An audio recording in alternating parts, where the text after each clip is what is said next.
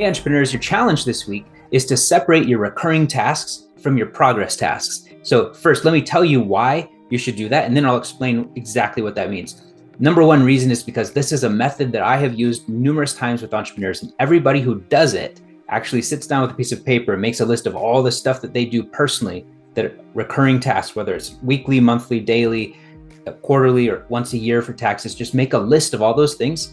And then the progress tasks, make a list of all the things that you want to create for your business, things that don't exist yet. The reason why this is so important is because everyone who I can get to do this step has an insight, at least one, but most people say, I have this feeling of lightness, like I can see more clearly where my time is going, what the true leverage is, and also they start to see opportunities to delegate some of the things that are on the recurring list. It gives you energy and it gives you this sense of peace, and it clarifies what you're doing. It kind of gets rid of that overwhelmed feeling like I don't even know where my time is going. And so the real power, though, is that once you have a list of all your recurring tasks, it's easier to spot the things that, if I did design a little bit of a system, even if it's just a template for myself to follow for, let's say, a quarterly thing, just long enough to where you start to forget, like, what was the website and what's my password and what's my ID for that? All those kinds of things that you might do on a quarterly basis where you start to forget, a template that you build for yourself and just adjust as needed. Essentially, it's an SOP for something that you do on occasion. It speeds you up. Even better than that, though, is if you recognize that there's something on that list that you shouldn't be doing at all, that it's not the highest use of your personal skill set. And so we want to continuously be moving you toward spending more of your time doing the thing that you're best at, the things that bring you high energy and that you're really, really good at, and it would be very hard to find someone to replace you for that. Everything else on that recurring list, we want to try to find a way to get that off your plate. We do not want administrative stuff on your plate. And there are easy solutions for getting people into your systems to take administrative stuff off your plate. And there are people who enjoy that work, where that's the kind of work that gives them high energy.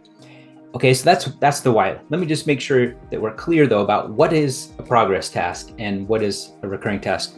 So a progress task is anything that doesn't exist yet in your business. Those are the things you're excited to build, right? That's the stuff we want to get to.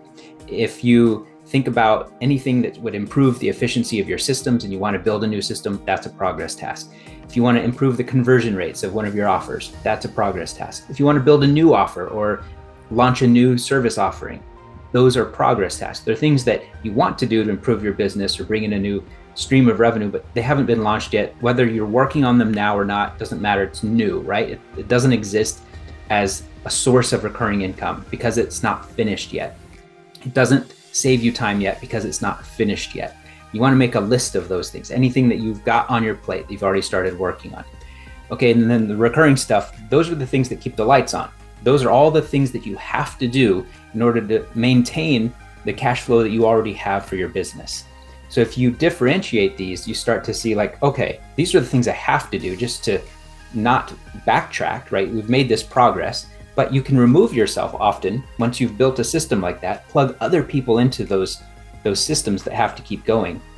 And you can keep that cash flow going, which frees up more of your time to focus on the progress tasks, the place where only you are going to bring the right level of energy and enthusiasm to create something from scratch that doesn't exist yet. And so what we want to do, if you think about your time as a pie chart, we want to decrease the percentage of the time that's spent on recurring tasks. So you have more time to spend on those progress tasks, the opportunities to grow your business. And so if you think about it that way, then those recurring tasks, we want to shrink it. We want to compress it. And one of my favorite strategies for doing that is, I think I made up this phrase, but forgive me if someone's out there listening and they say, oh, that was actually my phrase. I call it reverse containment. And that's where you take all of those recurring tasks and you look for a place in your schedule where you can just batch them.